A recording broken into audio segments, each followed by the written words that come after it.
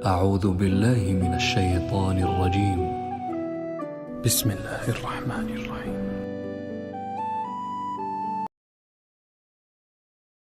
سیدنا سلیمان ابن داود علی نبینا و علیہم السلام بنی اسرائیل کی ہسٹری میں ایک بڑی یونیک پرسنالٹی ہے، کیونکہ انہی کی وجہ سے بنی اسرائیل کو دوسرا عروج نصیب ہوا تھا، جس کے بعد ٹیمپل آف سلیمان یعنی ہیکل سلیمانی تعمیر ہوا یروشلم میں، جس سے ایلیا بھی کہا جاتا ہے، بیت المقدس بھی کہا جاتا ہے، یروشلم بھی۔ اور وہ ہیکل سلیمانی 70 عیسوی میں سیدنا عیسیٰ علیہ نبینا علیہ الصلوۃ والسلام کے رفع سماوی کے آلموسٹ 35 سال کے بعد ٹائٹس نے حملہ کر کے تباہ و برباد کر دیا تھا۔ صرف اس کی ایک دیوار اس وقت باقی ہے، جسے ویلنگ وال کہتے ہیں، دیوار گریا، جو آپ اکثر ویڈیوز میں دیکھتے ہیں کہ یہودی یوں تورات پکڑ کے اس کے سامنے یوں پڑھ رہے ہوتے ہیں، اس ایک دیوار کے سامنے۔ اور یہ ہیکل سلیمانی کی وہ بچ جانے والی دیوار ہے، اور ظاہر ہے کہ ان کی یہ خواہش ہے کہ ہم دوبارہ سے اس ہیکل کو تعمیر کریں، اور ان کا یہ دعویٰ ہے کہ یہ بیت المقدس میں جو مسلمانوں نے بعد میں مسجد اقصیٰ بنا لی تھی، اس کے نیچے جو ہے وہ ہمارا تابوت سکینہ بھی دفن ہو گیا ہے، اس کے لیے بھی وہ سازشیں کرتے رہتے ہیں۔ تابوت سکینہ کے اوپر میری ویڈیو الگ سے ریکارڈڈ موجود ہے، وہ آپ دیکھ سکتے ہیں۔ بال سلیمان علیہ السلام ایک بڑی یونیک پرسنالٹی ہیں بنی اسرائیل کی ہسٹری میں، اور قرآن حکیم میں بھی سلیمان علیہ السلام کا ذکر بارہا مختلف جگہوں پہ ہوا ہے۔ آ چکے یہ تخت بلقیس والا واقعہ، اس لیے میں اس کے اوپر ایمفسائز کروں گا، لیکن میں صرف کراس ریفرنس کے طور پہ آپ کو بتا دوں کہ سورہ سبا کے اندر سلیمان علیہ السلام کا ذکر آیا، کیونکہ قوم سبا کا ایک واقعہ ہے ملکہ بلقیس والا جو سورۃ النمل میں موجود ہے۔ سورہ سبا کے اندر ذکر آیا کہ ہم نے سلیمان علیہ السلام کے لیے ہوا کو مسخر کر دیا تھا۔ ان کی صبح کی منزل 1 مہینے کے برابر ہوتی تھی اور شام کی منزل 1 مہینے کے برابر، یعنی وہ اپنے تخت سمیت ہوا پہ اڑتے تھے۔ 1 مہینے کی مسافت وہ ایک صبح میں طے کر لیتے تھے، اور ایک شام میں وہ 1 مہینے کی مسافت طے کر لیا کرتے تھے۔ اور اسی میں ذکر ہے کہ جنات کو مسخر کیا تھا اللہ نے ان کے لیے، ان کے حکم سے وہ قلعے بناتے تھے، مجسمے بناتے تھے، اور مختلف قسم کی تعمیرات کروایا کرتے تھے۔ اور پھر اسی سورہ سبا کے اندر ذکر موجود ہے کہ ایک تعمیر کے دوران ہی، ابھی تعمیر مکمل ہونا رہتی تھی، سلیمان علیہ السلام کی موت کا وقت قریب آ گیا، تو وہ ایک لاٹھی کے سہارے کھڑے ہو گئے، قرآن پاک میں آتا ہے سورہ سبا کے اندر، اور اسی حالت میں اللہ تعالیٰ نے ان کی روح قبض کر لی۔ اب چونکہ وہ ایک بیلنس فارم میں لاٹھی کو سہارا لیے ہوئے بیٹھے تھے، کرسی پہ بیٹھے ہوئے ہوں گے یوں کر کے، تو ان کا جسم یوں ہی رہا، کافی عرصے تک وہ رہا، اور اتنا زیادہ عرصہ کہ قرآن پاک میں آتا ہے کہ دیمک جو کیڑا ہے اس نے اس لاٹھی کو چاٹا، تو ظاہرہ دیمک ایک دن میں تو نہیں چاٹتی، اور حتیٰ کہ وہ جب سارا چاٹ لیا تو وہ لاٹھی ٹوٹ گئی، تو حضرت سلیمان علیہ السلام کا جسم زمین پہ آ گیا۔ تو اس وقت جنات کو پتہ چلا کہ یہ تو فوت ہو چکے ہیں کب سے، تو اللہ تعالیٰ نے اس پہ ورڈکٹ دی ہے کہ اگر جنات غیب کا علم جانتے ہوتے تو اتنی مشقت میں نہ پڑتے۔ تو یہ اللہ تعالیٰ نے عقیدے کی بھی اصلاح کی ہے۔ دوسرا اس سے یہ بھی عقیدہ پتہ چلا کہ انبیاء کے جسموں کو اللہ تعالیٰ اسپیشل پروٹیکشن دیتا ہے مرنے کے بعد بھی۔ احادیث تو بہت موجود ہیں، لیکن جو لوگ منکرین حدیث ہیں وہ کہتے ہیں قرآن سے ثابت کریں کہ انبیاء کے جسم سلامت رہتے ہیں، تو سر یہاں سے ثابت ہوتا ہے۔ اور تیسری بات یہ بھی پتہ چلی کہ اللہ تبارک و تعالی جو ہے وہ اپنے بندوں کے عقیدوں کی اصلاح کے لیے اس طرح کے واقعات کرتا ہے تاکہ وہ اس سے عبرت پکڑیں۔ اس کے باوجود اگر کوئی عبرت نہ پکڑے تو اس کی اپنی بدبختی ہے، اور وہ یہ عقیدہ رکھے کہ اللہ کے سوا کوئی اور بھی غیب جانتا ہے۔ غیبی خبر علیحدہ چیز ہے، وہ صرف انبیاء کے پاس آتی ہے۔ اور چوتھی بات یہ بھی ہے کہ حضرت سلیمان علیہ السلام کا جسم جب زمین پہ آیا تو کوئی ان کی گستاخی نہیں ہوگی۔ یہ ہوتے ہیں نا تو یہ کہتے ہیں نہیں، وہ اچانک فرشتے نمودار ہوئے، انہوں نے اپنی ہتھیلیوں پہ لے لیا جسم، ٹھیک ہے، تو ایسے تو نہیں ہوا، تو کئی ایک رزلٹ نکلتے ہیں، تھوڑا سا تفکر کرنے سے پتہ چل جاتا ہے۔ اچھا، سورہ صاد کے اندر 99 دمیوں کا ذکر ہے، ایک واقعہ حضرت سلیمان علیہ السلام اور ان کے والد داؤد علیہ السلام کا، اس پہ میرا الگ سے کلپ ریکارڈڈ موجود ہے، وہاں پہ بھی ڈیٹیل سے ان دو باپ بیٹا کا ذکر آیا ہے، اور اللہ تعالیٰ نے فرمایا ہم نے ان کو حکمت دی تھی، جنات پہ ان کی حکومت تھی، ان کے حکم سے وہ بڑی بڑی عمارتیں بھی تعمیر کرتے تھے اور سمندروں میں غوطے لگا کے چیزیں بھی نکالتے تھے جنات، یعنی اللہ تعالیٰ نے ان کے لیے مسخر کر دیا تھا۔ پھر سورۃ البقرہ میں بھی اللہ تعالیٰ نے سلیمان علیہ السلام کے دور کا ذکر کیا کہ شیاطین کا انٹریکشن عوام الناس سے بہت زیادہ بڑھ گیا تھا جنات کا اس دور کے اندر، اور اسی دور کے اندر سورۃ البقرہ میں آتا ہے کہ ہاروت اور ماروت دو فرشتے تھے جو اللہ تعالیٰ کی طرف سے آزمائش کے طور پہ نازل ہوئے، اور وہ لوگوں کو جادو سکھایا کرتے تھے اور ساتھ بتاتے تھے کہ یہ تمہاری آزمائش ہے، سیکھو نا، اور وہ اللہ تعالیٰ فرماتا ہے ایسا علم سکھاتے تھے جادو کے ذریعے جس سے میاں بیوی میں جدائی ڈال دیں، اور وہ ساتھ بولتے تھے کہ ہم تمہاری آزمائش ہیں۔ ظاہر ہے شر بھی جتنا ہے وہ اللہ ہی نے پیدا کیا نا، من شر ما خلق، میں ہر اس چیز کے شر سے تیری پناہ میں آتا ہوں جو تو نہیں پیدا کی ہے، تو آزمائش کے طور پہ۔ وہ ہاروت اور ماروت کا پھر اکثر لوگ پوچھتے ہیں جی وہ ہاروت اور ماروت الٹے لٹکے ہوئے ہیں، یہ ہو گیا، وہ فرشتے تھے میرے بھائی، فرشتے اللہ کے حکم کی نافرمانی نہیں کرتے، وہ کہتے ہیں کسی عورت پہ وہ عاشق ہو گئے تھے اور یہ سب کچھ جھوٹے واقعات ہیں، فرشتے کبھی بھی رائے راستے نہیں ہٹتے۔ قرآن پاک میں جا بجا یہ چیز آئی ہے کہ فرشتے تو سورہ التحریم کے اندر بھی آیا کہ وہی کام کرتے ہیں جو اللہ ان کو حکم دیتا ہے، اس کی سرتابی کر ہی نہیں سکتے۔ ابلیس نے اس لیے کی کہ کانا من الجن ففسق عن امر ربی، وہ جنوں میں سے تھا، سورۃ الکہف کی آیت نمبر 50 میں آتا ہے، اس لیے اس نے اپنے رب کی نافرمانی کی، اس نے حضرت آدم علیہ السلام کو سجدہ نہیں کیا، باقی سب فرشتوں نے کیا تھا۔ تو یہ آپ کو سورۃ البقرہ میں اس حوالے سے بھی ڈیٹیل مل جائے گی۔ رہا تخت بلقیس والا واقعہ، یہ سورۃ النمل میں بڑی ڈیٹیل کے ساتھ اللہ تعالیٰ نے حضرت سلیمان علیہ السلام کی زندگی کے چند واقعات کو ذکر کیا ہے 30 آیات کے اندر، آیت نمبر 15 سے لے کے 44 تک مسلسل 30 آیات میں سلیمان علیہ السلام کا اللہ تعالیٰ نے ذکر خیر کیا ہے۔ سٹارٹ اسی سے لیا ہے کہ وہ اپنے امتیوں سے کہتے ہیں کہ دیکھو اللہ تعالیٰ نے ہمیں کثیر مخلوق پہ فضیلت دی ہے، ہمیں جانوروں کی بولیاں سکھا دی ہیں، جنات کو، ہواؤں کو، پرندوں کو ہمارے لیے مسخر کر دی ہے، اللہ تعالیٰ نے ساری قدرت دی ہوئی تھی۔ اور وہیں پر یہ بھی ذکر آتا ہے کہ ان کی فوج کے لشکروں میں تمام جن، انسان اور جاندار جتنے بھی ہیں ان میں سے ہر ایک کی ان کی علیحدہ فوج تھی، جس طرح آج کل آپ کہتے ہیں نا، یعنی ایئر فورس، آرمی، نیوی، ان کے پاس نیوی کے لیے بھی جنات موجود تھے، ایئر فورس سارے پرندے ان کے حکم پہ مسخر تھے، ہوا ان کے حکم سے چلتی تھی، اور انسان بھی موجود تھے۔ اور پھر اسی میں ذکر آتا ہے جس کی وجہ سے سورت کا نام ہی سورہ النمل ہے، نمل عربی میں کہتے ہیں چیونٹی کو۔ وہ اپنے لشکر کے سمیت گزر رہے تھے تو چند چیونٹیاں تھیں، ان کی ملکہ ان کو کہتی ہے، قرآن نے اس کا قول نقل کیا ہے کہ سلیمان علیہ السلام اپنے لشکر سمیت آ رہے ہیں، کہیں ایسا نہ ہو بے خبری میں وہ ہمیں پاؤں کے نیچے کچل دیں۔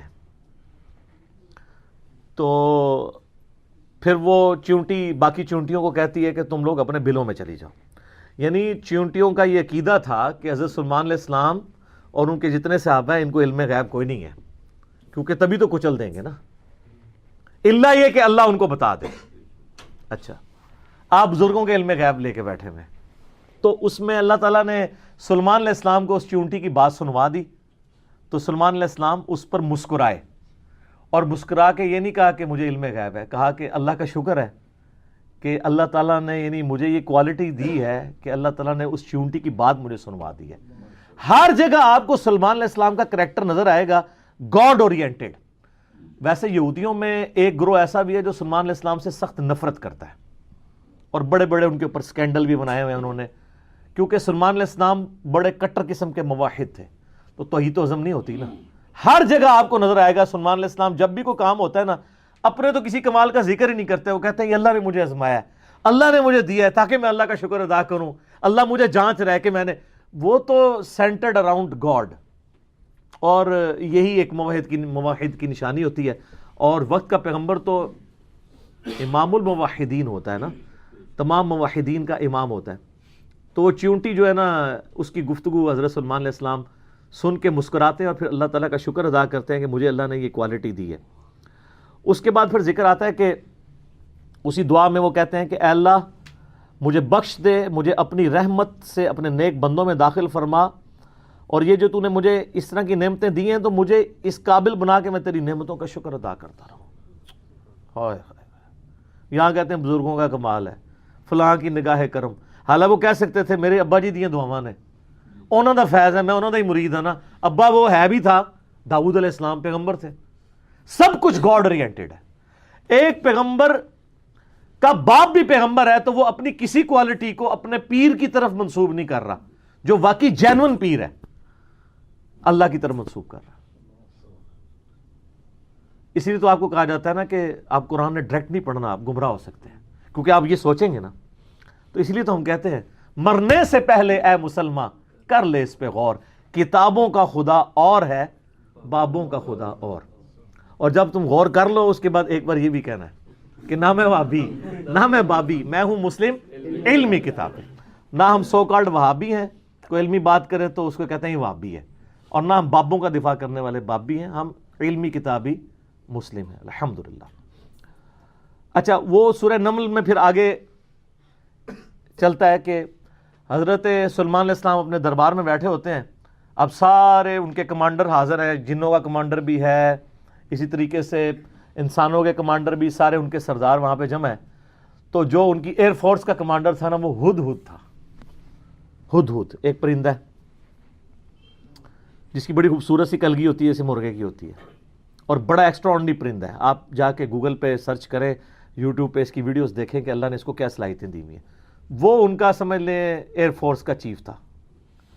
ٹھیک ہے, تو آپ نے فرمایا وہ کدھر غائب ہے, اور پھر ساتھ فرمایا کہ وہ اپنی غیر حاضری کی کوئی جسٹیفیکیشن مجھے پیش کرے, اور اگر اس نے کوئی ایسی جسٹیفیکیشن نہ پیش کی کہ وہ میرے دربار سے غائب کیوں ہے, تو میں اسے سزا دوں گا یا میں اسے ذبح کر دوں گا. بس یہ آپ ورڈک بولتے ہیں تو تھوڑی دیر بعد ہدہد آ جاتا ہے اور وہ اپنی جسٹیفیکیشن پیش کرتا ہے. اب ظاہر ہے وہ میں نے بتایا کہ سورہ نمل میں ہی آتا ہے کہ اللہ تعالیٰ نے جانوروں کی بولیاں سکھا دی تھی ان کو. تو حضرت سلمان علیہ السلام اس سے پوچھتے ہیں کہ بتاؤ, ہے سر پھر ہدہد دیکھیں کڈا پکا مواحد سی. وہ کہتا ہے کہ اے سلمان علیہ السلام میں آپ کے لیے ایک ایسی خبر لے کے آؤں جو آپ کے علم میں بھی نہیں ہے. بابی نہیں تھا ہدہد نا.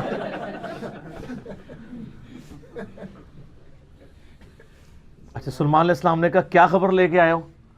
ان کا میں ایک ایسی قوم کے پاس سے آیا ہوں کہ جن کی حکمران ایک ملکہ ہے, عورت, اور اس کا بہت بڑا ایک عرش یعنی اس کا تخت ہے جس پہ وہ بیٹھتی ہے.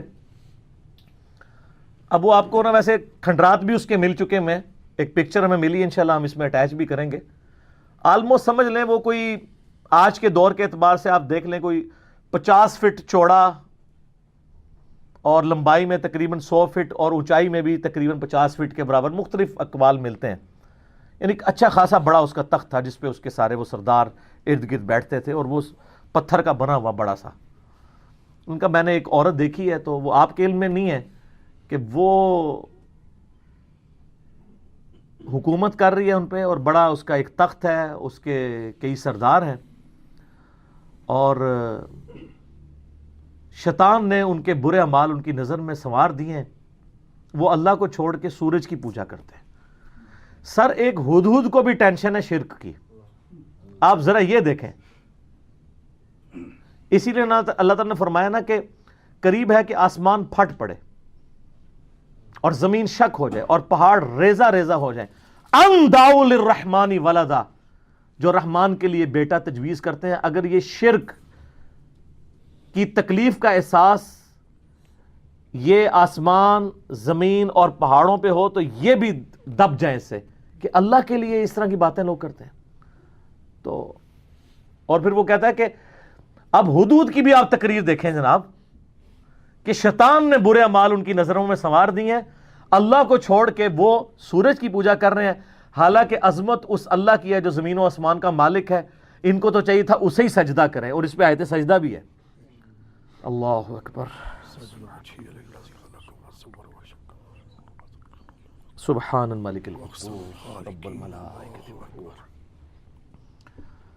تو اب حضرت سلیمان علیہ السلام چونکہ توحید کے امام ہیں، دنیا پہ اللہ تعالیٰ کے ریپرزینٹیٹو ہیں، جب وہ یہ بات سنتے ہیں نا تو کہتے ہیں میں تیری اس بات کی تصدیق کروں گا کہ تو سچ کہہ رہا ہے یا جھوٹا بہانا تو نہیں کہیں کر رہا تو، ورنہ تو حضرت سلیمان علیہ السلام کہتے ہیں کہ ہاں مجھے تو پہلے علم غیب اللہ تعالیٰ نے دیا ہوا ہے، میں تو اتنی دوروں میں دیکھ سکنا ہوا، وہ تو اللہ دکھائے گا تو دیکھیں گے نا۔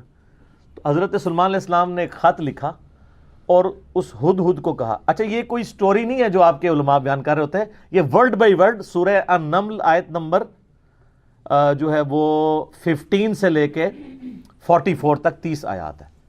جو چیز ان آیات سے ہٹ کے آئے گی میں اس کو مینشن بھی کر دوں گا۔ تو وہ خط لکھ کے دیتے ہیں کہ یہ خط لے جاؤ اور جا کے ملکہ جو ادھر کیا ہے، ملکہ بلقیس جو ہے یہ اسرائیلی روایتوں میں آتا ہے، قرآن میں صرف ایک عورت کا ذکر ہے کہ جو حکومت کرتی تھی، اور خط اس کو دے کے پھر دیکھنا اس کا کیا جواب دیتے ہیں۔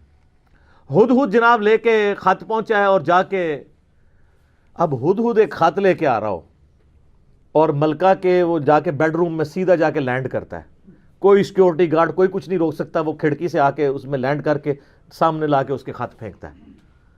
تو حضرت سلیمان علیہ السلام کا خط وہ کھولتی ہے تو وہ اس خط میں تو 2 ٹوک جملے لکھے ہوتے ہیں، انہ من سلیمان و انہ بسم اللہ الرحمن الرحیم، اور تم سر تسلیم خم کر کے فوراً میرے پاس حاضر ہو جاؤ۔ ٹھیک ہے، بس یہ 2 لائنوں کا ایک جملہ ہوتا ہے۔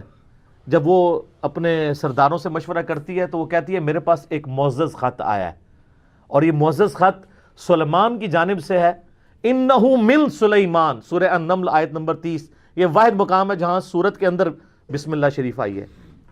ایک عزت والا خط آیا ہے، عزت والا وہ اس لیے کہتی ہے وہ اس کو پتہ چل گیا کہ غیر معمولی بندہ ہے کہ ہدہد جس کا خط لے کے آ رہا ہے میرے پاس، تو ظاہر ہے یہ کوالٹی تو اس کے پاس نہیں تھی کہ یہ کوئی کتنا بڑا بادشاہ ہے کہ جس کو اللہ نے یہ حکومت دی ہے کہ جانوروں پہ بھی اس کی حکومت ہے۔ تو وہ کہتی ہے کہ ایک معزز خط میرے پاس آیا ہے جو سلیمان کی جانب سے ہے اور وہ اللہ کے نام سے شروع ہو رہا ہے۔ اس سے یہ سنت ٹھہری کہ جب آپ کوئی خط لکھیں کسی کو تو بسم اللہ سے اس کا آغاز کریں، اور اس میں یہ ہے کہ سر تسلیم خم کرو اور میرے پاس حاضر ہو جاؤ۔ تو وہ اپنے سرداروں سے کہتی ہے کہ میں تمہیں پتہ ہے کہ میں کوئی کام اس وقت تک نہیں کرتی جب تک کہ میں مشورہ نہ کر لوں، ہر معاملے میں تم سے میں مشورہ کرتی ہوں۔ قوم سبا کی وہ ملکہ تھی، تو مجھے بتاؤ تم مجھے کیا مشورہ دیتے ہو۔ تو سردار تو آپ کو پتہ ہے جو ان کی تو ایک خاص جنگجو نیچر ہوتی ہے، انہوں نے کہا ہم تو بڑے طاقتور ہیں، بڑے زور آور ہیں، ہم ہر طرح کے بادشاہ کا مقابلہ کر سکتے ہیں، آپ ہمیں حکم دیں دیکھی جائے گی۔ لیکن وہ تو سمجھدار ہوتی ہے نا، جس طرح مجھے بھی آگے لوگ پھونک چڑھا رہے ہوتے ہیں، لیکن جو بندہ ڈرائیونگ سیٹ پہ بیٹھا ہوتا ہے اس کو پتہ ہوتا ہے کہ کام کو کس حکمت سے لے کے چلنا ہے۔ تو وہ ملکہ کہتی ہے کہ اس کو تو اندازہ ہو گیا کہ یہ کوئی عام بندہ نہیں ہے، ان کی ساری پھونپا نکال دے گا وہ۔ تو وہ کہتے ہیں کہ وہ ملکہ آگے کہتی ہے، اس کے الفاظ اللہ تعالیٰ نے نقل کیے ہیں، وہ کہتی ہے کہ یاد رکھنا بادشاہ جب کسی ملک میں داخل ہوتے ہیں نا تو وہاں کے شرفاء کو ذلیل کر دیتے ہیں، تو یعنی یہ جو ہمارے پاس ملک ہے یہ بھی ہمارا چھین جائے گا، ہم میں یہ طاقت نہیں کہ ہم اس شخص کا مقابلہ کر سکیں۔ یہاں پہ بھی آپ دیکھ لیں انگریزوں نے یہی کیا ہے نا، جب انگریز یہاں حکومت میں ہے نا سب سے زیادہ ذلیل انہوں نے کیا ہے خاندان مغلیہ کو، اس لیے کہ وہ یہاں پہ رولرز تھے۔ تو انہوں نے کہا پہلے تو جناب ان کو اتنا ذلیل کرو نا، کیونکہ ان کے اندر جراثیم موجود ہیں حکومت کرنے کے، ان کو تو ذلیل و خوار کرو۔ تو وہ ملکہ کی بات یونیورسل ٹروتھ اللہ نے نقل کیا کہ جب بادشاہ داخل ہوتے ہیں تو وہاں کے شرفاء پھر سب سے پہلے وہ ذلیل ہوتے ہیں۔ تو وہ کہتی ہے کہ اس میں جلدی نہیں ہمیں کرنی چاہیے، میں سلیمان کو نا کچھ گفٹ بھیجتی ہوں اور میں دیکھتی ہوں کہ اس کے رسپانس میں وہ کیا کرتا ہے، تو پتہ چل جائے گا کہ وہ واقعی ایک دنیا دار بادشاہ ہے یا اللہ کا ریپریزنٹیٹو ہے۔ یہ اس نے چیک پوائنٹ رکھا کہ اگر دنیاوی بادشاہ ہوا تو دنیاوی بادشاہ پرانے زمانوں میں دوسرے ملکوں پہ کیوں حملہ کرتے تھے؟ تاکہ ان سے ان کی دولت ہتھیائیں۔ تو اگر ہم جزیہ دینے پہ آمادہ ہو جائیں اور سالانہ ہم ایک رقم مقرر کر لیں گے اتنا آپ کو ٹیکس یا جزیہ دیا کریں گے تو وہ ٹل جائے گا. تو وہ بڑے زیادہ تحائف دے کے نا ایلچی روانہ کرتی ہے سلمان علیہ السلام کے پاس. ٹھیک ہے, اور وہاں پہ سلمان علیہ السلام کے پاس جب وہ ایلچی پہنچتے ہیں تو سلمان علیہ السلام تو اسٹریٹ فارورڈ ان کو جواب دیتے ہیں کہ مجھے جو کچھ اللہ نے دیا ہے تمہاری یہ دنیا کی حقیر دولت اس کے مقابلے میں کچھ نہیں ہے, مجھے تو اللہ نے کیا حکومت دی ہوئی ہے. ٹھیک ہے, تو بلکہ سورہ نمل میں اللہ تعالیٰ نے ان کی دعا بھی نقل کی ہے. سلمان علیہ السلام کہتے ہیں اللہ مجھے ایسی حکومت دینا جو میرے بعد پھر کسی کو نہ ملے. اور انسانی تاریخ میں سلمان علیہ السلام سے بڑا بادشاہ نہ ان سے پہلے کو گزرا ہے نہ بعد میں جس کو اس لیول کی اللہ تعالیٰ نے حکومت دی ہو. تو وہاں پہ جب ایلچی پہنچتے ہیں تو وہ ان کو اسٹریٹ فارورڈ جواب دیتے ہیں اور ان کو واپس کر دیتے ہیں کہ جاؤ اور اپنی ملکہ کو بتا دینا کہ اب ہم وہ لشکر لے کے آئیں گے جس کی تاب تمہارے لشکر نہیں رکھ سکتے, انتظار کرو ہمارا. تو وہاں سے چلے جاتے ہیں, وہ تو چلے جاتے ہیں اور سلمان علیہ السلام کو پتا ہوتا ہے کہ وہ مطیع ہو کے ہی آئے گی, کیونکہ وہ سمجھ گئے ہوتے ہیں کہ اس نے یہ جو ڈیسیژن کیا ہے وہ کیوں کیا. اب یہ فاصلہ آلموسٹ 2000 کلومیٹر کا ہے. قوم سبا آباد تھی یمن میں اور حضرت سلمان علیہ السلام یروشلم میں بیٹھے ہوئے تھے, بیت المقدس ایلیا شام کے اندر. آلموسٹ 2000 کلومیٹر کا یہ فاصلہ ہے. تو آپ سمجھ لیں یہ فاصلہ طے کرنے کے لیے بھی 40 سے 50 دن پیدل چاہیے. تو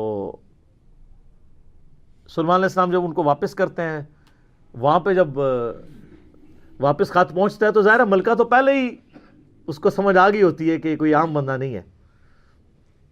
تو ملکہ یہ ڈیسائیڈ کرتی ہے کہ میں خود سلیمان کے پاس جاؤں گی, کیونکہ اس خط میں پہلے میں کیا لکھا تھا کہ مطیع ہو کے میرے پاس حاضر ہو. سر یہ بادشاہ کا آپ لیول دیکھیں کہ دوسرا بادشاہ جنگ بھی نہیں کرنی پڑ رہی, سیدھا وہ خود حاضر ہو رہا ہے. خیر اس بات کو کچھ عرصہ گزر جاتا ہے. جب اس کا لشکر آنے کے 3-4 دن یا کچھ دن باقی رہ جاتے ہیں نا, تو سلمان علیہ السلام اپنی مجلس میں بیٹھے ہوتے ہیں. تو سلمان علیہ السلام اپنے درباریوں سے کہتے ہیں کہ وہ جو بلقیس ہے وہ مطیع ہو کے میرے پاس آنے والی ہے. ان کو پتہ ہے, فیڈ بیک مل جاتی ہے, اللہ تعالیٰ نے وحی کے ذریعے آگاہ کر دیا. تو پھر وہ ایک گفتگو کرتے ہیں وہاں پہ جہاں پہ وہ تخت بلقیس کا ذکر ہے, اور آصف بن برخیہ کا نام قرآن میں نہیں ہے, یہ اسرائیلی روایتوں میں. وہ سورۃ النمل کی آیت نمبر ہے 30. اعوذ باللہ من الشیطان الرجیم, بسم اللہ الرحمن الرحیم. بلکہ آیت نمبر 30 میں تو وہ یہ آگی 38 نمبر سے آن ورڈ. 30 تو پہلے گزر چکی نا, انہ من سلیمان و انہ بسم اللہ الرحمن الرحیم. یہ آیت نمبر ہے 38. قال یا ایھا الملأ ایکم یأتینی بعرشها قبل ان یأتونی مسلمین. حضرت سلمان علیہ السلام کہتے ہیں اے میرے سردارو جو میرے ساتھ اٹیچ لوگ ہو, تم میں سے کون ہے کہ جو مجھے اس ملکہ کا تخت لا کر دے اس سے پہلے کہ وہ سر تسلیم خم کرتی ہوئی میرے پاس حاضر ہو جائے. کون ہے کہ جو ایسا کرے؟ قال عفریت من الجن, تو ایک بڑا دیو ہیکل جن کہتا ہے انا آتیک بہ قبل ان تقوم من مقامک, کہ میں آپ کی اس محفل برخاست ہونے سے پہلے 3-4 گھنٹے کی جو بھی آپ کی مجلس ہوتی ہے, مجلس ختم ہونے سے پہلے میں وہ تخت آپ کو یہاں پہ لا دوں گا. انبلیویبل چیز ہے. 2000 کلومیٹر سے اتنا بڑا تخت پتھر کا وزنی 3-4 گھنٹے کیا, وہ تو آج بھی آپ اگر جہاز میں بھی لائیں تو 3-4 گھنٹے میں نہیں پہنچ سکتا, اس کو تو لفٹ کرنے میں پرابلم ہو جائے گی. وَإِنِّي عَلَيْهِ لَقَوِيٌّ أَمِينٌ, اور میں اس کے اوپر امانت دار بھی ہوں, میں پوری رسپانسبلٹی سے یہ کام کروں گا, اور میں طاقت بھی مجھے اللہ نے دی ہے. جنات کو اللہ نے بہت طاقت دی ہوئی ہے. تو حضرت سلمان علیہ السلام یعنی ایگری نہیں کرتے اس مسئلے میں. تو پھر ایک اور شخص, قال الذی عندہ علم من الکتاب, وہاں ایک شخص بیٹھا ہوتا ہے جس کے پاس کتاب میں سے علم ہوتا ہے. وہ کہتا ہے انا آتیک بہ قبل ان یرتد الیک, الیک طرفک، میں اس تخت کو آپ کے سامنے حاضر کر دوں گا آپ کی آنکھ جھپکنے سے پہلے، فریکشنز آف سیکنڈ میں لے آؤں گا۔ ہمارے لیے تو وہی ہضم کرنا مشکل ہے، تو یہ تو خیر بہت بڑی چیز ہے۔ تو یہ اس نے دعویٰ کیا، بس یہ دعویٰ کرنے کی دیر تھی اور وہ لے بھی آیا تخت۔ فَلَمَّا رَآهُ مُسْتَقِرًّا عِندَهُ، تو حضرت سلیمان علیہ السلام نے جب وہ تخت وہاں پر آیا ہوا دیکھا، قَالَ هَذَا مِن فَضْلِ رَبِّي، انہوں نے کیا حضور کڈے پہنچے بزرگوں، کیا بات ہے، کیا صاحب کرامت ہو، نہیں، اومٹ کر دیا، ان کا یہ میرے رب کا فضل ہے، ہذا من فضل ربی۔ آپ لکھتے ہیں نگاہ مرشد سے، ماں باپ کی دعا سے، اور پیغمبر کا کہتا ہے ہذا من فضل ربی، یہ تو میرے رب کا فضل ہے۔ کیوں ہے فضل؟ لیبلونی اشکر ام اکفر، تاکہ وہ مجھے آزمائے کہ میں اس کا شکر گزار بنتا ہوں یا نہ شکرا۔ یہ سر توحید ہے۔ وَمَن شَكَرَ فَإِنَّمَا يَشْكُرُ لِنَفْسِهِ، اور جو کوئی اللہ کا شکر کرے گا تو وہ بھی اپنے نفس کی خاطر ہی کر رہا ہوگا، اللہ کو کوئی پرواہ نہیں۔ وَمَن كَفَرَ، اور جو کوئی اللہ کی ناشکری کرے، فَإِنَّ رَبِّي غَنِيٌّ كَرِيمٌ، تو میرا رب تو غنی ہے، کریم ہے، اسے کسی کی پرواہ ہی نہیں ہے۔ ہذا من فضل ربی۔ اچھا، اس کے بعد پھر آتا ہے کہ وہ ملکہ جب آئی، حضرت سلیمان علیہ السلام نے کہا کہ نا اس تخت کی حیت بدل دو، ڈیزائننگ اس کی تھوڑی سی چینج کر دو، جو اس کے اوپر کوئی پھول بوٹے لگے ہوئے تھے تھوڑا سا اسے ٹیمپر کرو، اور میں دیکھوں گا کہ وہ پہچانتی ہے اپنے تخت کو نہیں کہ نہیں پہچانتی۔ تو وہ پھر ملکہ وہاں پہ آ پہنچتی ہے، تو سلیمان علیہ السلام اسے ریسیو کرتے ہیں اور کہتے ہیں اس تخت کے بارے میں تیرا کیا خیال ہے؟ تو وہ بڑی سمجھدار ہوتی ہے، تو وہ کہتی ہے یہ تو لگتا ہے کہ یہ میرے تخت ہی ہے، اس کی مثل مجھے لگ رہا ہے بلکہ شاید وہی ہے۔ تو یہ اس کی سمجھداری کا بھی ثبوت ہے کہ وہ اس کو ٹیمپرڈ فارم میں بھی پہچان لیتی ہے، اور یہ اس کو دوسرا میسج مل جاتا ہے، انہوں نے کیا لڑنا ہے، اس نے کہاں سے لڑنا ہے۔ وہ تو یہ بھی نہیں تھی ایکسپیکٹ کر سکتی کہ 4 مہینے میں بھی کوئی اٹھا کے یہاں لا سکے، ابھی تو اس کو یہ پتہ ہی نہیں تھا یہ تو ایسے آیا ہوا ہے، ٹھیک ہے۔ تو پھر سلیمان علیہ السلام اسے اپنے جو ٹیمپل ہے نا اس کی بھی تھوڑی جھلک کرواتے ہیں۔ آگے ایک محل میں جب لے کے آتے ہیں کمرے میں، تو اس میں ایسے شیشے جڑے ہوئے ہوتے ہیں کہ وہ گویا دیکھنے میں تالاب محسوس ہو رہا ہوتا ہے۔ تو جب اس پہ پاؤں رکھنے لگتی ہے وہ سمجھتی شاید پانی والا تالاب ہے، تو وہ اپنے جو تہمد ہے یا جو بھی اس نے کپڑے پہنے ہوتے ہیں وہ تھوڑی سی اٹھا لیتی ہے، اس کی پنڈلیاں بھی ننگی ہو جاتی ہیں، وہ سمجھتی ہے پانی ہے، تو وہ پانی نہیں ہوتا، تو وہ امپریس ہوتی ہے، اور پھر وہ وہاں پہ کہتی ہے کہ میں سلیمان کے ساتھ اپنے رب کے سامنے سر تسلیم خم کرتی ہوں، جو میں شرک کرتی رہی میں اللہ کی طرف رجوع لاتی ہوں، اور وہ اسلام قبول کرتی ہے۔ باقی اسرائیلی روایتوں میں پھر ملتا ہے کہ سلیمان علیہ السلام کا نکاح اس کے ساتھ ہوتا ہے۔ قرآن نے اس چیز کو ایڈریس نہیں کیا، قرآن تو بس کنکلوڈ اس پہ کرتا ہے کہ وہ مسلمان ہو جاتی ہے، نہ وہ بریلوی ہوتی ہے، نہ دیوبندی ہوتی ہے، نہ اہل حدیث ہوتی ہے، نہ شیعہ ہوتی ہے، بلکہ مسلمان ہو جاتی ہے۔ اور آپ یہ الفاظ دیکھیں جناب، مسلمان ہی ہے ہر طرف۔ ہاں، قالت رب انی ظلمت نفسی، وہ کہتی ہے میرے رب میں اپنی جان پہ ظلم کرتی رہی اس سے پہلے، واسلمت مع سلیمان للہ رب العالمین، اور میں سلیمان کے ساتھ سر تسلیم خم کرتی ہوں اس رب کے سامنے، اللہ کے سامنے جو سارے جہانوں کا پالنے والا ہے، میں سر تسلیم خم کرتی ہوں، میں مسلم ہوتی ہوں۔ تو وہ اپنا آپ اپنے رب کے حضور سر تسلیم خم کر دیتی ہے۔ تو یہ واقعہ یہاں پہ مکمل ہوا۔ اب وہ یہ کہتے ہیں جناب کہ جی وہ انہوں نے فکر اچھا اس سے تو توحید اخذ کرنی چاہیے تھی، یہ چکر میں پڑ کے وہ کہتے ہیں وہ بندہ لبو کیڑا جے جنہیں انج کر کے تخت لے کے آیا، وہ بندہ اگر امپورٹنٹ ہوتا نا تو اللہ تعالیٰ اس کی تعریف وہاں پہ بیان کرتا، اس کے تو فوراً ساتھ ھذا من فضل ربی آ گیا۔ وہ کہتے ہیں جی کوئی ولی اللہ تھا، تو اب اس کا مطلب ولی اللہ یہ سب کچھ کر سکتے ہیں، اچھا جی تو پھر کیا کریے جو کر سکتے ہیں؟ تو وہ کہتے ہیں آپ رفع دین کرنا چھوڑ دیں چونکہ ایسے ولی اللہ رفع دین نہیں کرتے، یہی کچھ کہنا چاہ رہے ہوتے ہیں نا آپ، جو ہے ایاک نعبد و ایاک نستعین پڑھنا چھوڑ دیں، آپ ان بابوں کو پکارنا شروع کر دیں، یہ کہنا چاہ رہے ہوتے ہیں وہ اصل میں. تو تواڈے تے اللہ نے بلا چھڑ دیتی ہے، ہن تک تواڈے نال ہوندی کیا ہے، میں ہن دی انجین نہیں کرن لگا، ہو چکی ہے، لیکن آج میں اس ایک واقعے کی کرنے لگوں انشاءاللہ تعالی. قرآن پاک خاموش ہے کہ یہ کون تھا بندہ، یہ جن تھا، انسان تھا، فرشتہ تھا، پیغمبر تھا. کہا وہاں پہ ایک شخص تھا جس کے پاس کتاب کا علم تھا. قرآن کی روح سے تو کتاب کا علم جو ہے نا وہ پیغمبر کو دیا جاتا ہے، عین ممکن ہے وہ پیغمبر ہو، کیونکہ ایک وقت میں کئی پیغمبر اگلے زمانوں میں ہوا کرتے تھے. عین ممکن ہے وہ کوئی فرشتہ ہو، جیسا کہ بخاری مسلم میں حدیث ہے، اے اللہ روح قدس کے ذریعے حسان کی مدد فرما.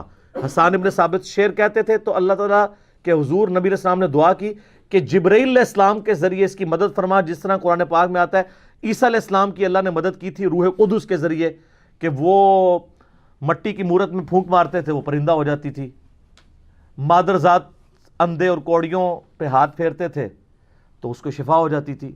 روح قدس کے ذریعے حضرت عیسیٰ علیہ السلام کی مدد کی گئی. تو یہاں پہ بھی سلیمان علیہ السلام کی مدد کسی فرشتے کے ذریعے کی گئی ہو، عین ممکن ہے. اور امام فخر الدین رازی المتوفی 606 ہجری، جنہیں صوفیاء بھی امام مانتے ہیں اور علماء کا طبقہ بھی امام مانتا ہے، انہوں نے بڑی ایک مشہور تفسیر لکھی، تفسیر کبیر. بڑی بڑی خرافات ہیں اس تفسیر میں، اچھی چیزیں بھی ہیں. وہ بضد ہے کہ یہ جو الفاظ ہیں نا کہ وہ شخص جس کے پاس کتاب کا علم تھا یہ خود حضرت سلیمان علیہ السلام ہی تھے. سلیمان علیہ السلام خود وہ تخت لے کر آئے اور ان کا ھذا من فضل ربی، دیکھو میں لے آیا ہوں یہ. اچھا اب ان ساروں کو مصیبت پڑ گئی ہوئی ہے، پوری تصوف کھڑی تھی اس واقعے پہ. صوفیوں کے امام اور ایسا امام جسے علماء بھی امام مانتے ہیں، وہ کہتے ہیں سلیمان علیہ السلام آپ لے کے آئے ہیں. اب اگر سلیمان علیہ السلام لے آتے ہیں تو ساری بابیں ختم. ٹھیک ہے، تو یہ میں نے علمی طور پہ بات کی، لیکن یہ ان کی جو تفسیر ہے یہ قرآن میں فٹ ان نہیں بیٹھتی. قرآن پاک اس معاملے کو اس سے زیادہ اہمیت نہیں دیتا کہ اللہ تعالیٰ کی قدرت کا اظہار ایک شخص سے ہوا جو حضرت سلیمان علیہ السلام کا درباری تھا، چاہے وہ جن تھا، فرشتہ تھا یا کوئی پیغمبر تھا، انسان تھا، کوئی بھی تھا. اس کے بعد ہمیں رویہ بتایا گیا کہ ہم نے اللہ کی طرف رجوع لانا ہے. یہ نہیں کہا گیا کہ اس سے آپ نے اپنے بزرگ بابے ثابت کرنے ہیں. یہ بالکل غلط ایٹیچیوڈ ہے. اور اس کے اوپر یہ ڈاکٹرن کھڑا کرنا کہ جی حضرت سلیمان علیہ السلام کے امتی کی اگر یہ شان ہے تو نبی علیہ السلام کے امتیوں کی شان اس سے زیادہ ہوگی. شان زیادہ ہونے کے لیے کمالات کا زیادہ ہونا ضروری نہیں ہوتا. قرآن تو شان کی بنیاد علم بتاتا ہے اور اس کے بعد اگر آپ کی نسبت بھی ہے، جیسے نبی علیہ السلام کو اللہ نے اگلی امتوں پہ ان کی امت کو فضیلت دی ہے نبی علیہ السلام کی وجہ سے، کنتم خیر امت اخرجت للناس، اور نبیوں والا کام دیا ہے، تأمرون بالمعروف وتنہون عن المنکر وتؤمنون باللہ. تو یہ اس قسم کے رزلٹ نکالنے کی کوشش کرتے ہیں. تو میں اب ان کو سمجھانے کے لیے ایک بات کر رہا ہوں کہ یہ تو امتی کی بات ہو رہی ہے نا، ہمارے محبوب صلی اللہ علیہ وآلہ وسلم ان کے بارے میں جو ہمارا عقیدہ ہے وہ کیا ہے. صحیح مسلم میں حدیث ہے کہ شب معراج آپ علیہ السلام نے انبیاء کی امامت فرمائی، تو امام الانبیاء ہوئے نا. اچھا کیا اس کی بنیاد میں ہم یہ ماننا شروع کر دیں کہ اگلے نبیوں کی جو جو کوالٹیز تھیں وہ ہمارے پیغمبر میں موجود ہیں؟ تو ایسے نہیں ہو سکتا. کلی فضیلت ضرور ہے، کئی ایک چیزیں ہیں جو اگلے انبیاء کو جزوی طور پہ فضیلت حاصل تھی جو ہمارے نبی علیہ السلام کو حاصل نہیں ہے. کلی فضیلت ہمارے پیغمبر کی ہے صلی اللہ علیہ وآلہ وسلم. میں آپ کے سامنے رکھتا ہوں، حضرت آدم علیہ السلام کو فرشتوں نے سجدہ کیا نا، کیا ہمارے نبی علیہ السلام کو کیا یا ہم اپنے نبی علیہ السلام کو سجدہ کر سکتے ہیں؟ تو آپ کی انالوجی مانی جائے کہ اگلے سارے نبیوں کی شان یہاں پہ جمع ہو، پھر تو سارے امتیوں کو چاہیے حضور کو سجدہ کریں. وہ تو ابو داؤد ترمذی ابن ماجہ میں حدیث ہے، ایک صحابی نے جب سجدہ کیا فرمایا سر اٹھا کیا کر رہا ہے، جب میں فوت ہو جاؤں گا تم میری قبر سے گزرو گے کیا وہاں پہ بھی سجدہ کرو؟ ان کا نہیں یا رسول اللہ. تو فرمایا مجھے کو سجدہ کر رہے ہو؟ اگر میں سجدہ جائز سمجھتا تو بیویوں سے کہتا کہ اپنے خاوندوں کو سجدہ کریں اس حق کے سبب جو اللہ نے ان کو دیا ہے. تو سجدہ تعظیمی بیان ہو گیا نا ہمیشہ کے لیے. اچھا بخاری اور مسلم دونوں میں آتا ہے کہ قیامت والے دن سب لوگ ننگے اٹھائے جائیں گے اور سب سے پہلے اللہ تعالیٰ ابراہیم علیہ السلام کو لباس پہنائے گا. تو یہاں پہ ابراہیم علیہ السلام کی جزوی فضیلت ہے. بخاری مسلم دونوں میں حدیث ہے کہ قیامت والے دن جب اللہ تعالیٰ مجھے اٹھائے گا تو میں دیکھوں گا کہ موسیٰ علیہ السلام مجھ سے پہلے ہی اللہ کے عرش کا پایا تھامے ہوئے کھڑے ہیں. مجھے نہیں پتا کہ ان پہ قیامت کی بے ہوشی طاری نہیں ہوئی یا مجھ سے پہلے اللہ نے ان کو زندہ کر دیا ہے. اس بے ہوشی کے سبب جو دنیا میں اللہ کی تجلی کی وجہ سے ہوئی تھی. یہاں پہ موسیٰ علیہ السلام کو جزوی فضیلت حاصل ہے. عیسیٰ علیہ السلام بغیر باپ کے پیدا ہوئے ہیں نا. یہ تو سب سے بڑی پھکی اور اینٹی وینم اور علمی الزامی جواب ہے. تو یہ ان کی فضیلت ہے نا. یہ فضیلت آپ ہمارے نبی علیہ السلام کے لیے ثابت کر سکتے ہیں؟ باقی تو سب کچھ کھینچتے رہو گے, کچھ کر لو گے, ایسا کیا کرو گے؟ اور اس سے بڑی بات, ہمارے نبی علیہ السلام کو موت آ چکی, اللہ کی جنتوں میں زندہ ہے. عیسیٰ علیہ السلام آج تک نہیں مرے, ان کو موت نہیں آئی. وہ تو رفع سماوی ہوا نا, وہ اپنی سیکنڈ ڈسینڈنگ کے اندر اللہ تعالیٰ وہ یہاں پہ اس امت میں آئیں گے اور زندگی گزار کے فوت ہوں گے. تو حضرت عیسیٰ علیہ السلام تو ابھی تک زندہ ہے. تو اب یہ فضیلت نبی علیہ السلام کو آپ دیں گے؟ تو یہ کوئی طریقہ نہیں ہوتا اینالوجیز بنانے کا. اگر نبی علیہ السلام کے ساتھ اینالوجیز نہیں بنا سکتے تو باقی تو پھر چھاڑ ہی دو نا. ان کے امتیوں کی بنیاد بنانا تو بڑی دور کی بات ہے. جو چیز ثابت ہوگی وہ ہم مانیں گے.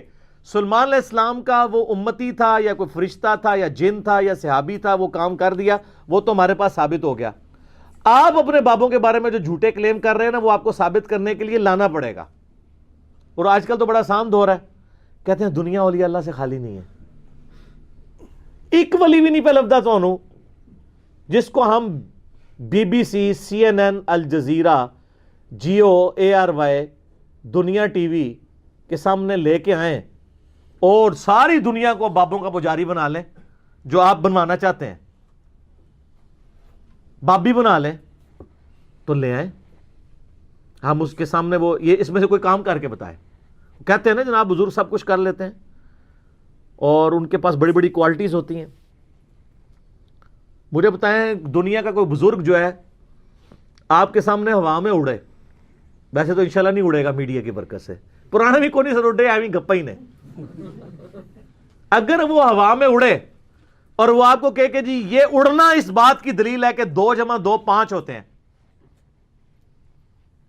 آپ مان لیں گے؟ کیوں؟ کیونکہ آپ کو یہ بات پتا ہے کہ 2 + 2 4 ہوتے ہیں. اس کا یہ کرتب مجھے اس بات پہ نہیں ابھار سکتا کہ میں 2 + 2 کو 5 کہوں. تو سر ان کے کرتب ہمیں اس بات پہ ابھار سکتے ہیں کہ ہم قرآن و سنت کو چھوڑ کے ان کے پیچھے لگ جائیں. تو تف ہے ایسے بندے کے اوپر جو 2 + 2 4 والی حیثیت بھی قرآن و سنت کو نہ دے. اسی لیے تو ہم کہتے ہیں نا, مرنے سے پہلے اے مسلمان کر لے اس پہ غور, کتابوں کا خدا اور ہے, بابوں کا خدا اور.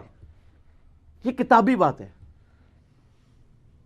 اور یہاں تو کتنے لوگ ہیں جو ایلوژن کر دیتے ہیں. یہ ڈیوڈ کاپر فیلڈ کو ذرا آپ یوٹیوب پہ جا کے دیکھیں, کرس اینجل کو دیکھیں, کبھی وہ پانی پہ چل رہا ہے, کبھی دیوار پہ چڑھ کے بتا رہا ہے, کبھی ہوا میں اڑ کے, وہ سارا ایلوژن ہی کیا ہوا ہے اس نے, وہ پورا دھوکہ ہے. اس کی بھی ویڈیوز رکھی ہیں کیسے کر رہے ہیں. اللہ نہ کرے پاکستان آ جائے تو سارے مولویاں اور پیراں دی دکاناں بند, سارے دربار اجڑ جان گے. آپ دیکھ لیں وہ جو کچھ کر کے بتا رہا ہے. کیوں؟ لوگ کہیں گے آپ کے بابوں کی تو کتابوں میں لکھی ہوئی ہیں, جعلی کتابیں باتی ہیں, یہ تو ہم سامنے دیکھ رہے ہیں. تسی آؤ تو کر کے دسو, ان کر کے دسو نا جناب. میں نے ان کو بہت بڑی بات کی ہے. یہ تو کہتے ہیں نا یہ ہمارے بزرگ جو ہے دلوں کا حال جان لیتے ہیں. میں نے ان کو کہا کہ یہ تو بہت دور کی بات. میں اپنا مشین ڈیزائن کا فارمولہ یا میکینکس اور مٹیریلز کا فارمولہ لکھ کے دیتا ہوں, کوئی بزرگ مجھے وہ لکھا ہوا دیکھ کے پڑھ کے بتا دے. اچھا یہ بھی مانتے ہیں نہیں پڑھ سکتا, اس میں اتنے زیادہ کوئی لیٹن کے الفابیٹ ہیں, کچھ گریک کے الفابیٹس ہیں, جس نے وہ سیکھا نہیں ہوا وہ تو اس کو بتا ہی نہیں سکتا. ابھی تو میں یہ کہہ نہیں رہا کہ وہ بتائے کہ یہ فارمولہ کس چیز کا, یہ تو بالکل نہیں بتا سکتا, صرف پڑھ کے بتا دے. تو وہ کیسے کوئی اس طریقے سے معاملات کر سکتا ہے؟ سب کچھ جھوٹ کے اوپر چل رہا ہے. باقی اگر آپ نے منوانا ہے تو اے کوڑا تے اے میدان ہو. میں ان کو بار بار کہہ رہا ہوں, آپ کی بزرگی ہم نے چاٹنی ہے، بلکہ میں اپنے بارے میں کہتا ہوں، اگر میں بزرگ ہوں اور میرے پاس یہ کوالٹیز ہے تو مجھے مر جانا چاہیے. اور جس طرح ایک بابا جی کہتے ہیں نا، اوے امت مر جائے حضور دے خاکے پہ بن دے جے. امت تے سر بعد وچ مرے، پہلے تے او مرے نا جنہیں بارے تہاڈا عقیدہ ہے کہ وہ دنیا کا نظام چلا رہے ہیں، وہ کیوں نہ پہلے مرے جس کے پاس اختیار بھی ہے کہ وہ یوٹیوب سے وہ ویڈیوز نہ گستاخانہ ڈیلیٹ کرا سکے. تو آپ کو یہ کہنا چاہیے سب سے پہلے ہمارے وہ بزرگ مر جائیں کہ بزرگی وہ کلیم کیے ہوئے ہیں، اور یوٹیوب پہ نبی علیہ السلام کی گستاخانہ ویڈیوز اپلوڈڈ ہیں، ہم نہیں ڈیلیٹ کروا سک رہے. میں اپنے اوپر کہتا ہوں مجھ پہ لعنت ہو کہ اگر میرے پاس یہ اختیار ہو اور میں ویڈیوز نہ ڈیلیٹ کروا سکوں. اور آگے اس کو آپ خود اپلائی کر دیں جس کے اوپر کروانا ہے. یہ باتیں کرنا آسان ہے نا، تو یہ کر کے بتائیں. اور جی وہ کہتے ہیں جناب وہ جی نگاہ مارتے ہیں، ایسے نگاہ اٹھاتے ہیں جناب عرش پہ، نیچے تکتے ہیں جناب 7 زمینہ، تیل بھی کراس. اے تیل دے نہ گھاٹے فٹ ہو گیا جی. تیل کسی بزرگ نے نہیں دریافت کیتا یار. یعنی کتنے انرجی کرائسس ہیں پاکستان کے اوپر. دنیا میں بھی جو پہلا تیل کا کنواں ہے اس کو بمشکل 200 سال ہوئے ہوں گے. پنسلوینیا میں امریکن سٹیٹ میں سر ایڈون نے دریافت کیا ہے. داڑھی تھی ان کی پوری مٹھی تھی لیکن مسلمان نہیں تھے. کسی بزرگ نے نہیں تیل دریافت کیا. تو یہ کیا زمین کے اندر 7 زمینوں کے نیچے جا کے دیکھتے رہے، تیل نظر ہی نہیں آیا انہوں. کہانی جھوٹ. اچھا وہ ہمارے پاس ایک ہمارے محلے دار ہیں نا، وہ کہتے ہیں جناب وہ میں نے تو آئے دن داتا صاحب آ کے منو ملتے ہیں. میں کہا سر جب ہونا آن نا تو تسی پڑھنا لا حول ولا قوت الا باللہ. اگر غائب ہو گئے تو شیطان ہے، اگر وہ جمے رہے تو بزرگ نے. کہتا نہیں تو استغفار، گستاخی ہے. کیوں گستاخی ہے؟ بخاری مسلم کی حدیث ہے کہ جنت کے خزانوں میں سے خزانہ اللہ نے مجھے دیا ہے، لا حول ولا قوت الا باللہ. میں نے کہا آپ میرے سامنے لا حول ولا قوت الا باللہ پڑھو، میں غائب نہیں ہوں گا. اعوذ باللہ من الشیطان الرجیم پڑھو، میں غائب نہیں ہوں گا. میں تو خوش ہوں گا. اگر کوئی اولیاء اللہ میں سے ہے تو وہ اسم اعظم سن کے تو خوش ہوگا، بلکہ بزرگوں کو حاضر کرنا ہو تو پڑھنا چاہیے لا حول ولا قوت الا باللہ. وہ خوش ہو کے حاضر ہو جائیں، اسم اعظم ہے نا یہ. تو چونکہ یہ لا حول ولا قوت الا باللہ پڑھتے نہیں ہیں، وہ شیطان اندر غائب بھی نہیں ہوتا. کدے وہ کہتے ہیں خیزر ہے، کدے کچھ کہتے ہیں، کدے کچھ کہتے ہیں، بالکل جھوٹ بولتے ہیں. اور پھر وہ لیم ایکسکیوز کیا دیتے ہیں، کہتے ہیں دیکھیں جی یہ موبائل انگریزوں نے بنایا ہے، اتنی ہی دور سے سن لیتا ہے، تو اللہ کا ولی نہیں سن سکتا. دیکھیں ادھر جاؤ سر اسی تو ہم دیں گے، بزرگوں کو تو چھوڑ دیں. ایک عام انسان جانوروں سے تو افضل ہے نا. تو ان بزرگوں کے جتنے مریدین ہیں، یعنی آپ لوگ جو ہم سے آ کے جھگڑتے ہیں، آپ جانوروں سے افضل ہیں نا. تو چڑیا تو اڑ لیتی ہے، آپ میں سے کون ہے جو اڑ سکے؟ بزرگ بھی نہیں اڑ سکتے اللہ کے فضل نال، تسی بھی نہیں اڑ سکتے. تو یہ کمپیریزن کروانا بالکل غلط ہے، کیونکہ اللہ تعالیٰ نے اس کو وہ کوالٹیز دی ہیں جو انسانوں کو نہیں دی، اور انسانوں کو ایسی کوالٹیز دی ہیں جو ان کو نہیں دی ہیں. تو جو اللہ نے جو کوالٹی دی اس فریم آف ریفرنس سے باہر نہیں کو نکل سکتا. اگر وہ کہتا ہے اڑ سکتا ہے کوئی ان میں سے، تو قرآن میں یہ والا واقعہ تو آیا تخت بلقیس والا. آپ کو ہم کیسے چیک کریں؟ آ جاؤ سارے منارے پاکستان. لیکن ہمیں تو یقین ہے، جس طرح ہمیں یقین ہے 2 + 2 4 ہوتے ہیں، آپ کی شہادت کا بھی ہمیں یقین ہے. ہم پیراشوٹ گوروں کا بنایا ہوا آپ کو باندھ دیں گے، گوروں کا بنایا ہوا. یہ میں اس لیے کہہ رہا ہوں تاکہ پتہ چلے کہ ان بزرگوں کی کنٹریبیوشن کیا ہے، جو کہتے ہیں ہمارے پاس اتنے علوم ہیں. اور منارے پاکستان سے ان کو نیچے دھکا نہیں دیں گے. خود ہی بسم اللہ پڑھ کے، یا جو بھی، یا شیخ عبد القادر جنانی، یا وہ جو کہتے ہیں جی فلانے پیر صاحب اتھوں ٹرے تے اتھوں ٹری تے اتھوں پکڑ لیا، بلا لو سارے بابے نو تے چھال مارو، تو پورا پاکستان آپ کے پیچھے چلے گا اور مان لے گا. اور جب آپ زمین کے قریب پہنچنے لگے نا تو آپ نے ایک دفعہ تو اپنے عقیدوں سے توبہ کرنی ہے. اور شعر پڑھنے کا تو ٹائم نہیں ہونا، آپ شہیدی ہو جائیں گے. فوراً بٹن دبا کے پہلے لینڈ کرنا ہے. لینڈ کرنا ہی کہنا ہے کہ بالکل انجینئر صاحب صحیح کہتے ہیں کہ مرنے سے پہلے اے مسلمان کر لے اس پہ غور، کتابوں کا خدا اور ہے، بابوں کا خدا اور پھر ساتھ کہنا جی بس جی آج تو بعد نہ میں وہابی نہ میں وہابی، میں ہوں مسلم، علمی کتابی ہونا چاہیے نا ایسے. یہ تجربہ کر کے دیکھ لیں. اور سر یہ جہاز انگریزوں کا بنایا ہوا بوئنگ 747 یا ایئر بس A380 جہاز کاکپٹ میں ان کو بٹھا دینا, یہ جہاز اڑا نہیں سکتے. نگاہ مار کے اڑنا تو بڑی دور کی بات ہے. جو جہاز اڑ رہا ہو نا, اڑتے جہاز سے اگر پائلٹ پیچھے ہٹ جائے اور ان بزرگوں کو لا کے بٹھا دیں, جس کو عقیدہ ہے نا, تو وہ اپنی ایک فلائٹ بک کروا لے, سارے پاکستان کے بزرگوں تو جان چھڑاؤ. وہ جا کے کتنے لینڈ کرے گا جہاز؟ اگلی دنیا میں. اس دنیا نہیں لینڈ کرنے لگا. یہ سب کے سب جھوٹی باتیں انہوں نے مشہور کی ہوئی ہیں. تو یہ انہوں نے اگر ثابت کرنی ہے تو کر کے بتائیں. اس طرح نہیں جی تسی نہیں مندے اسی مننے ہاں. وہ بات مانتے ہیں جو ہوئی ہے, قرآن و سنت کے اندر موجود ہے. کہتے ہیں جی ہمارے بزرگوں کی باتیں قرآن و سنت میں تو نہیں ہوں گی, تو ہم کب کہہ رہے ہیں قرآن و سنت سے نکالیں؟ ہم کہہ رہے ہیں کر کے دسو.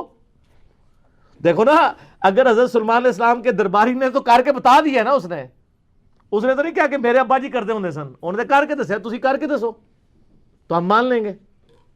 تو بالکل یہ فیل ہو چکے ہیں, ان کے پاس کوئی بھی چیز موجود نہیں رہی.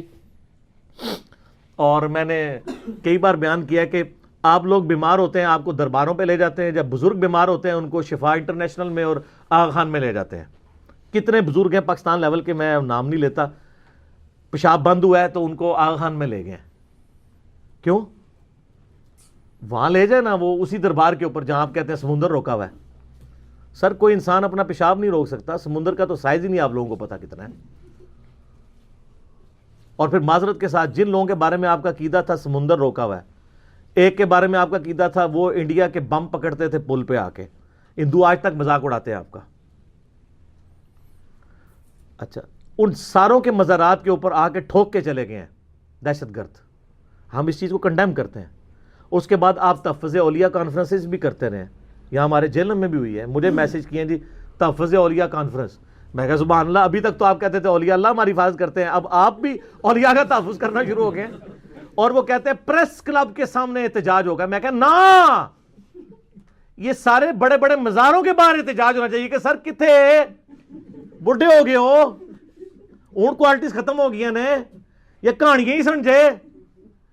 جو بندہ قبر سے نکل کے راوی کے پل پہ آ رہا ہے تو جو ادھر ٹھوک کے جا رہا ہے اس کو کیوں نہیں پکڑ رہا؟ سوچنے والی بات ہے نا.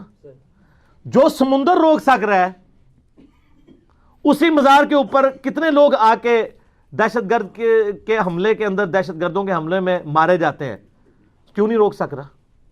اچھا, اب بعض لوگ پتہ کہتے ہیں, وہ کہتے ہیں جی وہ جی خانہ کعبے میں بھی کرین گر گئی تھی نا, فوراً اسے پہنچ دے جائے, کیونکہ ان کو پتا ہے اللہ انہاں دا ہے, بابے ساڈے نے, تو سارا سیون کرنا ہے. سر اللہ نے کہیں دعویٰ نہیں کیا کہ آپ بسم اللہ پڑھ کے ساکٹ میں 2 انگلیاں ڈال دیں تو آپ بچ جائیں گے. اللہ نے دنیا بقدر ایفرٹ رکھی ہے. اللہ نے تو حسین علیہ السلام کو ذبح ہوتے بھی دیکھا ہے. اللہ نے خانہ کعبے کی 2 دفعہ توہین ہوتے بھی دیکھی ہے, یزید کے ہاتھوں بھی, حجاج ابن یوسف کے ہاتھوں بھی. ابرا کا لشکر ایک ہی دفعہ ہلاک کیا تھا. بخاری مسلم میں حدیث ہے قرب قیامت میں ایک پتلی ٹانگوں والا حبشی کعبے کی اینٹ سے اینٹ بجا دے گا. تو نبی علیہ السلام خود بتا رہے ہیں دنیا بقدر ایفرٹ اللہ نے رکھی ہے. لیکن آپ کا بزرگوں کے بارے میں دعویٰ ہے کہ دنیا کا نظام چلا رہے ہیں اور یہ سب کچھ کرتے ہیں. اللہ نے کہیں نہیں کہا, اللہ نے تو آپ کی ڈیوٹی لگائی ہوئی ہے کہ آپ نے بقدر ایفرٹ کرنا ہے. اس لیے اللہ تعالیٰ والا ہمیں کوئی دھونس نہ ڈالے اس معاملے میں. اللہ نے دنیا کو اسباب کے ساتھ جوڑا ہے, ورنہ تو ہوتا کہ بسم اللہ پڑھو پیاس بجھ جائے گی, پانی سے ہی بجھے گی. اسباب سے جڑا ہوا ہے اللہ تعالیٰ نے. تو یہ بڑی مثال دینا بالکل ان کی غلط ہے. میں ساتھ ساتھ یہ جو وسوسے ڈالتے ہیں نا لوگوں کے ذہنوں میں, میں وہ ساتھ کلیئر کرتا ہوں. ابھی اگلے دنوں میرا ایک ویڈیو کلپ چڑھا ہے, وسیلے کے نام پر دھوکہ. وسیلے کے نام کے اوپر استعانت اور مشکل کشائی ثابت کرتے ہیں, 2 الگ چیزیں. کئی ایک چیزیں اس میں نے بتائی ہیں, وہ آپ دیکھ لیں, آج محل نہیں کہ میں اس کی طرف جاؤں. تو یہ بزرگوں کے بارے میں کہتے ہیں جی روحانی آپریشن کرتے ہیں, وہ جی بائی پاس کر دیتے ہیں. میں نے کہا بائی پاس تو بہت بڑی چیز ہے, ادھر تو گرائنڈر چلتا ہے. ایک نو مولود بچے کا کوئی خطرہ بزرگ کر کے بتا دے, خطرہ تو نظر آ جانا نا ہوا سامنے, کہ خطرہ نہیں ہوتا. وہ جو بائی پاس کر سکتا ہے وہ خطرہ نہیں کر سکتا. خطرہ نظر آ جانا ہے, بائی پاس کیا پتا ہے اندر ہوا ہے یا نہیں ہوا, اور روحانی ہے نا. سب شیطانی باتیں ہیں. اگر کوئی ہے تو خطرہ کر کے بتائے, نگاہ مار کے کر کے بتائے. خون بھی نہیں نکلنا چاہیے, کیونکہ جو تسی بائی پاس کرتے ہو خون نہیں نکلتا, روحانی بائی پاس کر رہے ہوتے ہیں. سب کہانی ہے. آخر میں تو ویسے اس پہ گھنٹوں بول سکتا ہوں، میرا فیوریٹ ٹاپک ہے. میں اپنی گفتگو کو کنکلوڈ کرتا ہوں اس حدیث پہ جو صحیح مسلم کے اندر ہے، دجال کے کانٹیکسٹ میں. نبی علیہ السلام فرماتے ہیں کہ قرب قیامت میں جب دجال آئے گا نا، اس کے ماتھے پہ کافر لکھا ہوگا، لیکن وہ کافر ڈائریکٹ نہیں لکھا ہوگا، کاف الف فا را. تو ہو سکتا ہے وہ کوئی اس سے کچھ اور ہی بنا لے، کاف سے کشف بنا لیں، الف سے اس کو اللہ کہہ دیں، ٹھیک ہے جی، فا سے کچھ اور بنا لیں، اس طرح کوئی بنا سکتے ہیں. بل وہ اب ظاہر ہے کہ اس کو اللہ نے غیر معمولی صلاحیتیں دی ہوں گی. صحیح مسلم میں پوری ڈیٹیل آتی ہے، آسمان سے بارش برسا دے گا، زمین سے سبزہ اگا دے گا، اور ایک مومن پھر اسے چیلنج کرے گا سامنے آ کے. وہ کہے گا تو دجال ہے. وہ کہے گا میں اتنا کچھ کر رہا ہوں تو مجھے رب کیوں نہیں مانتے؟ وہ کہتا ہے، وہ کہے گا اس لیے کہ مجھے میرے نبی کی حدیث پہنچی ہے کہ تو دجال ہے. کرتب سے متاثر ہونے والا تو یہ بندہ نہیں ہوگا، قرآن و حدیث والا ہوگا نا، کتابی ہوگا نا. بابی ہوتا تو سیدھا انہوں ہی سجدہ کر دینا. تو وہ کہے گا میں تجھے قتل کر دوں گا. وہ قتل کرے گا پبلکلی، اس کے 2 ٹکڑے کر کے ان ٹکڑوں کے درمیان چلے گا، اور پھر اسے ٹکڑوں کو جوڑ کے پھر زندہ کرے گا، اور کہے گا اب تو مجھے خدا مان، میں نے تجھے مار کے زندہ کیا ہے. وہ کہے گا تیرے اس عمل نے میرے عقیدے میں ہی اضافہ کیا ہے کہ تو واقعی دجال ہے، کیونکہ نبی علیہ السلام نے فرمایا تھا ایک مومن کو قتل کر کے وہ دوبارہ زندہ کرے گا اور دوبارہ اس کو قتل کرنے پر قادر نہیں ہوگا، تو دجال ہے. ہائے ہائے. حضور علیہ السلام فرماتے ہیں وہ اس وقت کا سب سے بہترین مؤمن ہوگا، سب سے بہترین شہید ہوگا. لیکن وہ کون سا ہوگا؟ کتابوں کا ماننے والا، بابوں کا ماننے والا نہیں. سر اسی لیے ہم رو رو کے کہتے ہیں کہ مرنے سے پہلے اے مسلمان کر لے اس پہ غور. کتابوں کا خدا اور ہے، بابوں کا خدا اور.